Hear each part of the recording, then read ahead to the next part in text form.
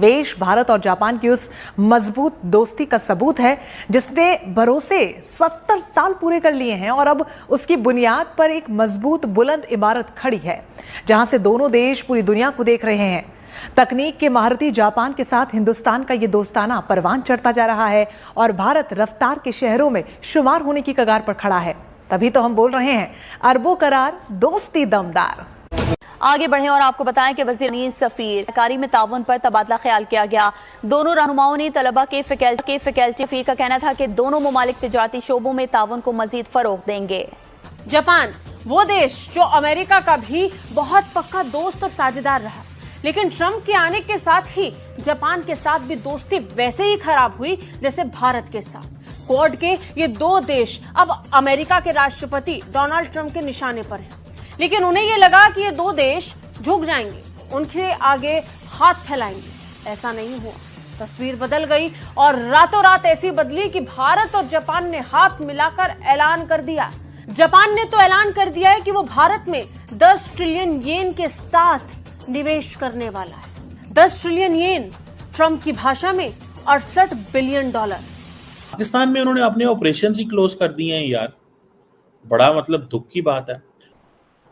Japan के जो prime minister हैं फोमियो ने तकरीबन अनाउंस किया $1 बिलियन की इंफ्रास्ट्रक्चर एंड, ठीक है जरा क्या सर, हम देख रहे हैं कि जापान और पाकिस्तान के दरमियान सालाना $2.25 बिलियन की तिजारत होती है, मगर गुज़िश्ता चंद बरसों से इस तिजारत में वाज़ेह कमी आई है। आपके नजदीक इसकी वजह क्या है? हिलाली साहब, इन हालात में क्या हुकूमत इस काबिल होगी कि एक मुतक़ियाती काम भी हो सके और मुआशियात की हालत भी सुधर सके? जापान के प्रधानमंत्री और भारत के लिए निवेश का बड़ा ऐलान करके लौटे कि अमेरिका के राष्ट्रपति को यह सदमा जरूर लगना चाहिए और भारत ने मिलकर तो मानो ट्रंप की दवाई ही कर दी।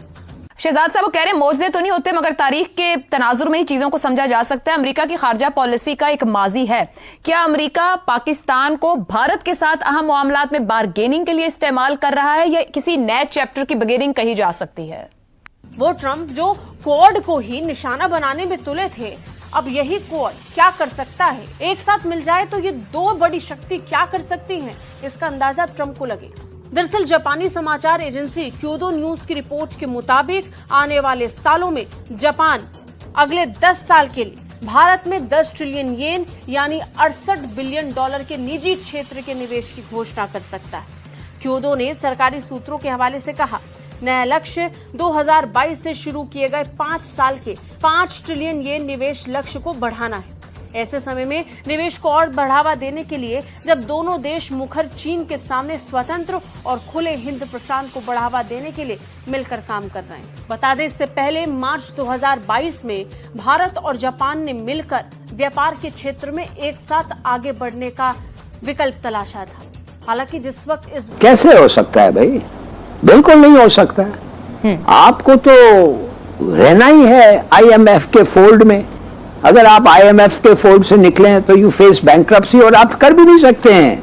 आपके जितने लोगों ने आपको पैसे दिए हैं, चीन है, सऊदी अरेबिया है, कतर है, पेरिस क्लब है, मल्टीलैटरल ऑर्गेनाइजेशंस हैं, वो कह रहे हैं नो मोर। अगर तुम बात नहीं सुनोगे, ना लोन मिलेगा, इन्वेस्टमेंट मिलेगा, क्रेडिट मिलेगा, फॉरेक्स मिलेगा, कुछ नहीं मिलेगा, तो यू आर स्टक, आप फंस गए हैं। और बेहतर है कि ये मान जाओ, ये ख्वाब जो आ रहे हैं कि नहीं हमें IMF की ऐसी, ये जो डार साहब का जो था ना, ये 200 से नीचे हो जाएगा जब 300 से ऊपर चले गया है डॉलर, तो ऑल दिस, ये लेट्स गेट रियल।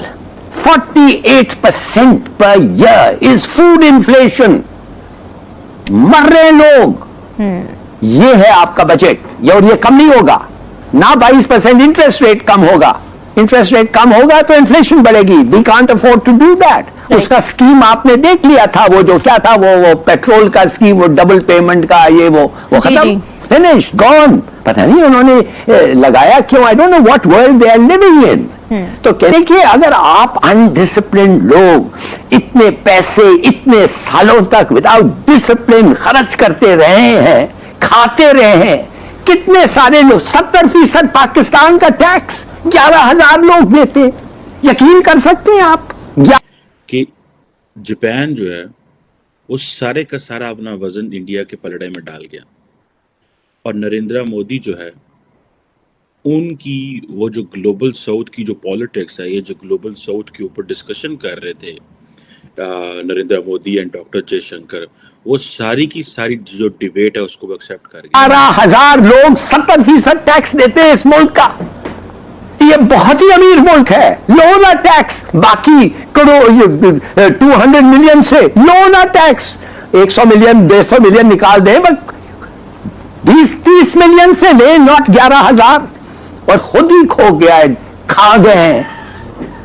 तो फिर this is the situation you face. तो हाँ, मैं आपको ये बताना चाहता हूं, आपका क्या समझते हैं, आपका डेट कितना है? 100 बिलियन आपका डेट है। World bank, IMF, ADB 44 billion, China 30 billion, Paris club 11 billion, bond market 7 billion, banks 2 billion, Saudi 6 billion. देखिए, फॉर गॉड से कब तक? और आप देने का कोई बात ही नहीं करते हैं। काशकोल लेके खड़े हो जाते हैं उधर, करें थोड़ी देर और मेहरबानी से थोड़ा और दे दें जी, थोड़ा और दे दें। व्हाट आर यू ना यू? आयशा, वक्त कम, मुकाबला सख्त। तेज बातें करूंगा। जी तो साथ साथ रहिएगा। जी। पहली बात, भारत के पैराए में पाकिस्तान और अमेरिका के तल्लुकात को देखना बंद कर दें। ये जो भारत को नीचा दिखाने वाली बात है ना, क्योंकि पाकिस्तान का पलड़ा भारी हो गया, भारत नीचे हो गया, ये हमारी कामयाबी है। ये एक फेलिंग सोच और फेलिंग स्ट्रेटजी है। दोस्तों, आज हम बात करने वाले हैं एक ऐसे मुद्दे पर जिसने पूरे विश्व का ध्यान अपनी ओर खींच लिया है, और वह है भारत और जापान के बीच बढ़ती हुई साझेदारी। हाल के वर्षों में यह साफ दिखाई दे रहा है कि भारत अब केवल एशिया का ही नहीं, बल्कि पूरी दुनिया की अर्थव्यवस्था का एक अहम केंद्र बनता जा रहा है। अमेरिका के पूर्व राष्ट्रपति डोनाल्ड ट्रंप ने कई बार यह कोशिश की थी कि भारत को वैश्विक स्तर पर अलग थलग किया जाए ताकि कोई भी बड़ा निवेश भारत में न आए, लेकिन उनकी तमाम रणनीतियां असफल साबित हुईं। खास तौर पर जापान जैसा देश, जो अमेरिका का दशकों पुराना रणनीतिक साझेदार रहा है और G7 का भी अहम सदस्य है, उसने यह साफ कर दिया है कि भारत के साथ रिश्ते किसी भी दबाव में नहीं टूटेंगे। जापान ने न केवल भारत में अपनी रुचि दिखाई, बल्कि हाल ही में जापान के प्रधानमंत्री ने करीब 10 ट्रिलियन येन यानी लगभग 68 अरब डॉलर का निवेश भारत में करने का ऐलान किया है।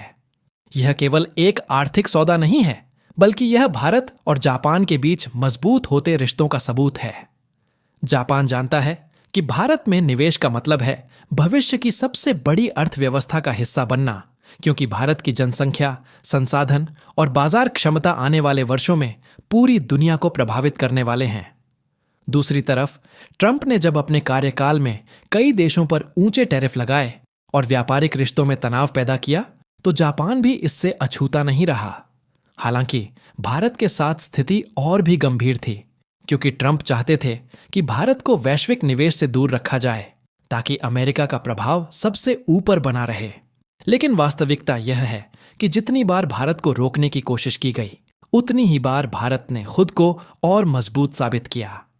जापान की सरकार और वहां की कंपनियां यह समझ चुकी हैं कि भारत उनके लिए केवल एक बाजार नहीं, बल्कि एक भरोसेमंद साझेदार भी है। यही कारण है कि जापान की तकनीक और पूंजी अब भारत के इंफ्रास्ट्रक्चर, मैन्युफैक्चरिंग और डिजिटल सेक्टर में बड़े पैमाने पर आ रही है। जापान का यह कदम भारत के लिए इसलिए भी अहम है क्योंकि यह संदेश पूरी दुनिया को देता है कि चाहे कितनी भी राजनीतिक बाधाएं क्यों न हों, भारत पर भरोसा करने वाले देश पीछे नहीं हटेंगे। दोस्तों, अगर हम भारत जापान रिश्तों के ऐतिहासिक पहलुओं को देखें तो यह केवल आर्थिक निवेश तक सीमित नहीं है, बल्कि दोनों देशों के बीच सांस्कृतिक, सामरिक और सुरक्षा के क्षेत्र में भी गहरे संबंध हैं। भारत और जापान दोनों ही इंडो पैसिफिक क्षेत्र में शांति और स्थिरता के समर्थक हैं, और यही कारण है कि इनकी साझेदारी अमेरिका समेत कई अन्य देशों के लिए भी महत्वपूर्ण है। ऐसे में ट्रंप जैसे नेताओं की कोशिशें चाहे जितनी भी हों, भारत का वैश्विक रोल दिन ब दिन और मजबूत होता जा रहा है। जापान का यह निवेश आने वाले समय में लाखों नौकरियां पैदा करेगा, नए प्रोजेक्ट्स को जन्म देगा और भारत की अर्थव्यवस्था को और तेजी से आगे ले जाएगा। इसलिए यह कहना गलत नहीं होगा कि 21वीं सदी की सबसे बड़ी साझेदारियों में से एक भारत और जापान की साझेदारी है, जो दुनिया के शक्ति समीकरणों को बदलने की क्षमता रखती है। दोस्तों, अगर आप भी मानते हैं कि भारत और जापान का यह कदम ऐतिहासिक है, तो इस वीडियो को लाइक कीजिए, अपने दोस्तों के साथ शेयर कीजिए और चैनल को सब्सक्राइब करना बिल्कुल मत भूलिए।